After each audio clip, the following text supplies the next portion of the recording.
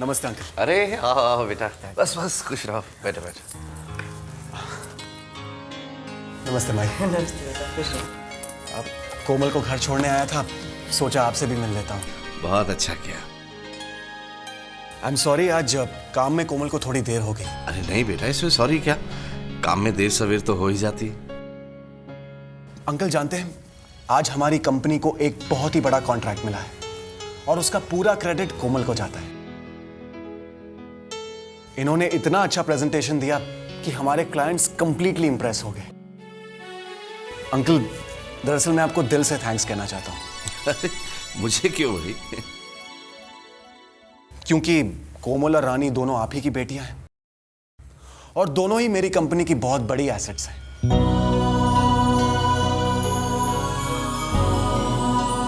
अब बहुत देर हो चुकी है अंकल, मैं चलता हूं। अरे बेटा, खाना खा के जाओ ना। नहीं माई, फिर कभी। थैंक यू, चलता हूँ। अच्छा बेटा, नमस्ते अंकल। नमस्ते बेटा। बाय। माई, बहुत भूख लगी है, खाना दीजिए ना। अरे भगवान का लाख लाख शुक्र है भाई जी, इसे भूख तो लगी, वरना इसकी तो भूख प्यास सारी मर चुकी थी। मैं अभी खाना लगाती।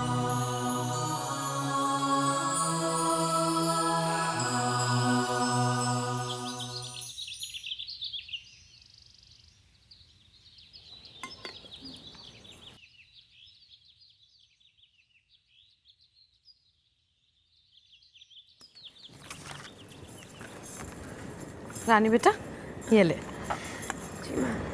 और हाँ, शालिनी को याद से कहना कि चिंता ना करे।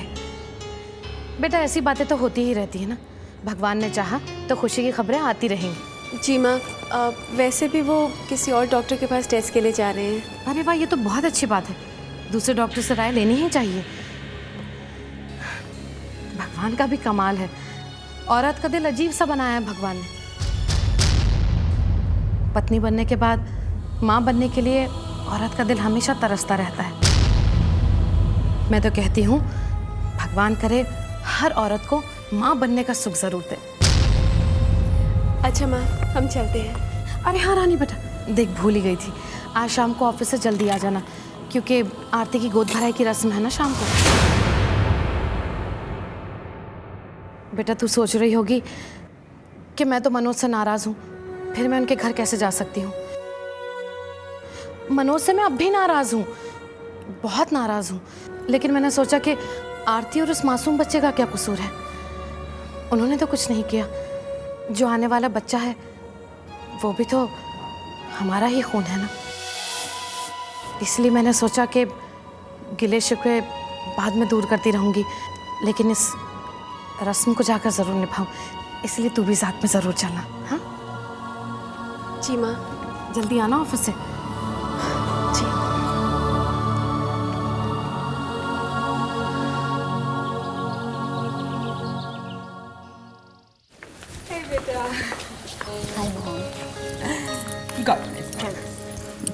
खुश रहो। ये क्या बेटा, मैंने सोचा था कि अभी तक तुमने थोड़ा वेट पुट ऑन कर लिया होगा, पर तुम तो वैसी की वैसे ही हो। हाँ, देखा पुनीत बेटा, तुम्हारी मॉम ने आते ही रौब झाड़ना शुरू कर दिया। हाँ मॉम, मैं आप लोगों के लिए कॉफी। बेटा क्या जल्दी है, अभी तो तेरे साथ इतनी सारी बातें करनी है।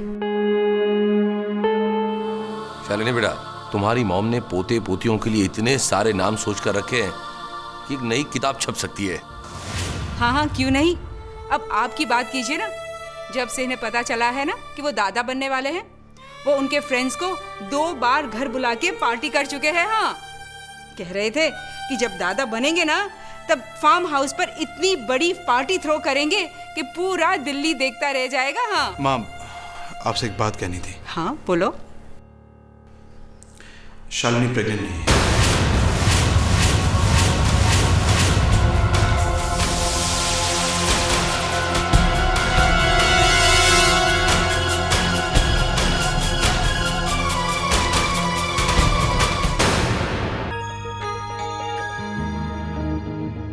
हम आपको कैसे बताएं माँ कि अब हम ये नहीं कर सकते।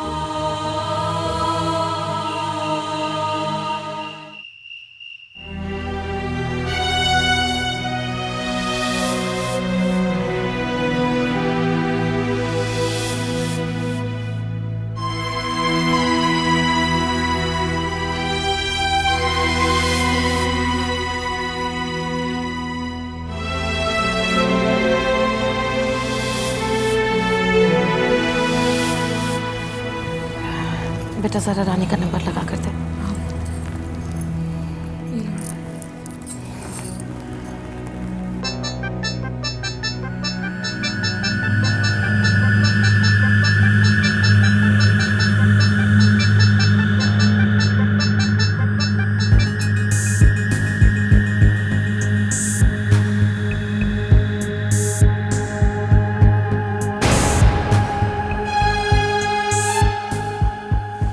घंटी बज रही है, उठा नहीं रही है।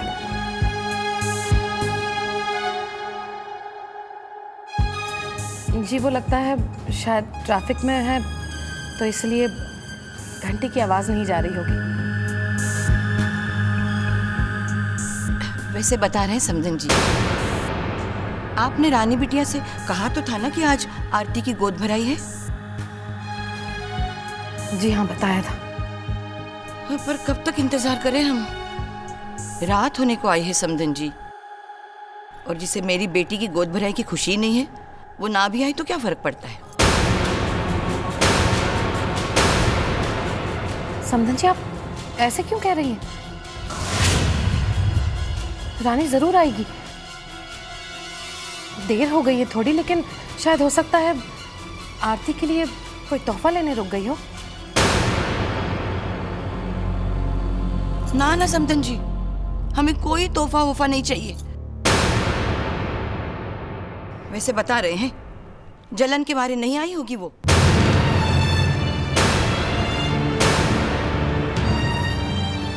अब वो आएगी तो ही है शुभ रस्म पूरी हो जाएगी। वैसे बता रहे हैं अगर नहीं आना था तो कम से कम बता तो देती, या एक फोन तो कर देती, कम से कम फोन उठा तो लेती। क्या करें, कमाऊ बहू है ना आपकी। आप इतना क्यों बोल रही हैं? और वैसे हमारी रानी भाभी में कौन सी कमी है जो वो आरती भाभी से जलेंगी? वो तो तुम अपनी रानी भाभी से पूछ लेना बेटी। हाँ हाँ पूछ लूंगी मैं। सलोनी चुप कर। लेकिन माँ मैं क्यों चुप करूं? चुप कर मैंने कहा ना। हाँ माँ, बात करने का भी कोई तरीका होता है। माना कि हमारी मेहमान है, आरती भाभी की माँ है, इसका ये मतलब तो नहीं है ना कि जो जी में आएगा वो बोलती रहेंगी। वैसे बता रहे हैं जो जी चाहे। क्या बोला मैंने? नहीं मतलब क्या बोला भाई, मैं तो इतना चाहती हूँ कि मेरी बेटी की गोद भराई की रस्म में कोई बदशगुनी ना हो। देखिए आप बहुत बोल रही हैं। बस देखिए समधन जी, मैं भी यही चाहती हूँ कि मेरी बड़ी बहू, उसकी कोई भी रस्म में बदशगुनी नहीं होनी चाहिए। आप रस्म शुरू कीजिए। माँ रानी को तो आ जाने दीजिए। आ जाएगी वो, आना होगा, आ जाएगी वो। आप रस्म शुरू कीजिए।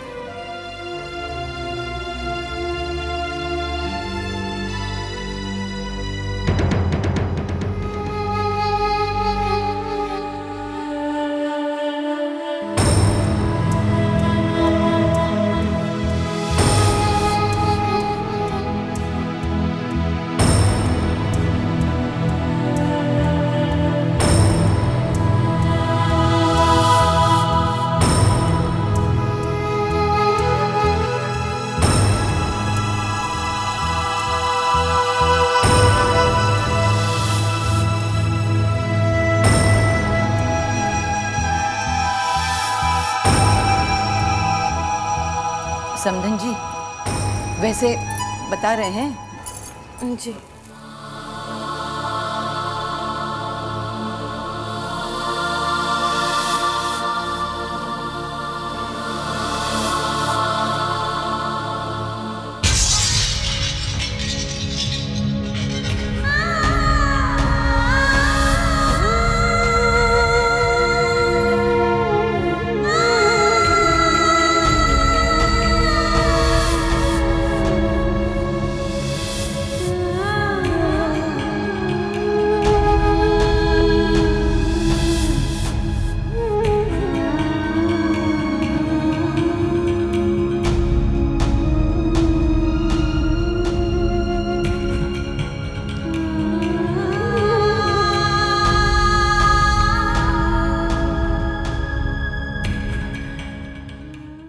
बेटा, मैं तुम्हारे दिल का हाल समझ सकती हूँ। जब मैं दादी बनने का सुनकर इतना खुश हो रही थी, तो क्या तुमने माँ बनने के सपने नहीं सजाए होंगे? लेकिन अगर एक सपना टूट जाए तो इसका ये मतलब तो नहीं कि इंसान सपने देखना बंद कर दे।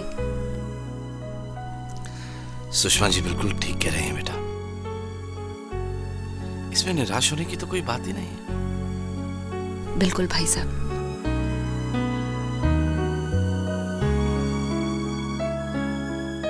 बेटा, निराश होने से जिंदगी में कुछ भी हासिल नहीं हो सकता, समझी?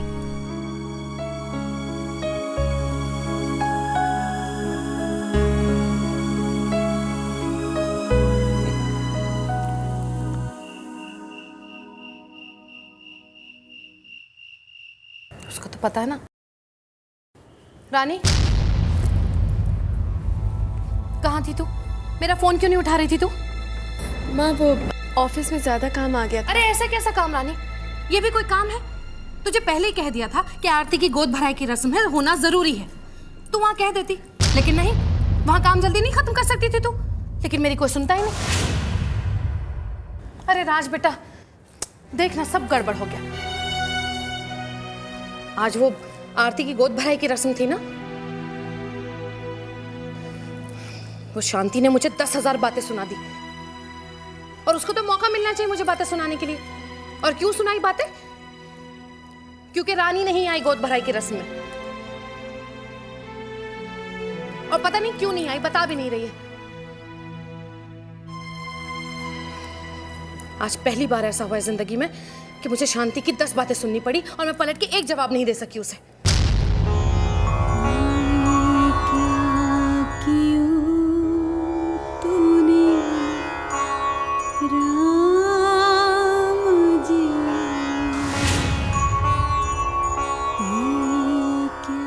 जवाब तो हमारे पास भी नहीं है माँ। हम माँ को कैसे पता है कि हम विधवा हैं? छोटी सुहागन होने का नाटक तो कर सकते हैं, लेकिन सुहागन बनकर आरती भाभी की खुशी में शामिल होकर ये रस्म निभाकर हम कोई अपशगुन नहीं कर सकते थे माँ। अरे बेटा, नहीं हो रहा है तुझसे, उठाना तो रहने दे। छोड़ राज बेटा, जरा बाल्टी रख दे, छोड़ ना। हे भगवान, तुझे तो इतना तेज बुखार है। राज, इसको कितना तेज बुखार है? बैठ बैठ बैठ, तो बाल्टी रख दे वहाँ। माँ चुप रहे ना। कमाल करती है ये लड़की भी। तेरी इतनी तबीयत खराब है तो बताती क्यों नहीं? हाँ माम ठीक हो जाए। अरे काय का ठीक हो जाएंगे? ज्यादा बहस मत किया कर मेरे साथ तू। सुनिए जी, इतना तेज बुखार है इसको।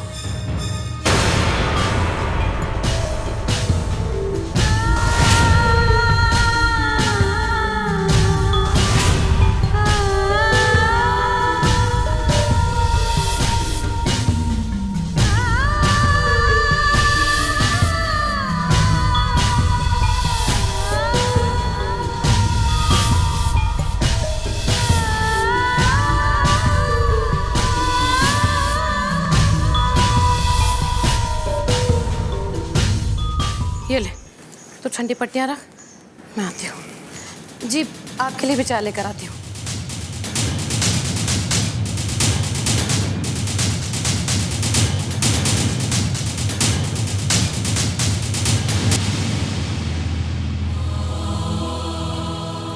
अरे बेटा, तू खड़ा क्यों है? लेकर बैठकर पट्टियाँ रखना। बहुत तेज बुखार है इसको, उतरना चाहिए बुखार उसका।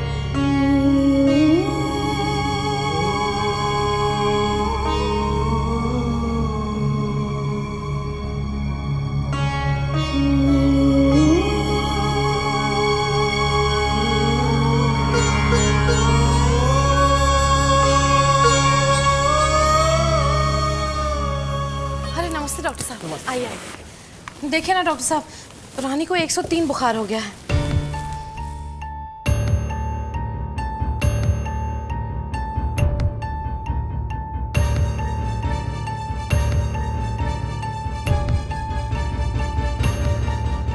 हल्का सा वायरल इन्फेक्शन है, कुछ नहीं हो, सब ठीक हो जाएगा।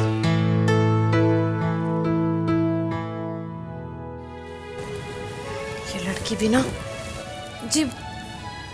हे भगवान, आज पानी भी तो नहीं है घर में, वो एक ही बाल्टी है।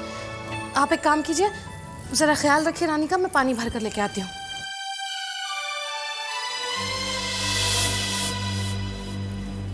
अरे माँ, ये आप क्या कर रही हैं? बेटा घर में पानी नहीं ना, तो मैंने सोचा पानी भर के ले आती हूँ। लाइए, मैं भर के लाता हूँ। कोई बात नहीं बेटा, मैं भर लूंगी। मैं भर के लाता हूँ। ठीक है।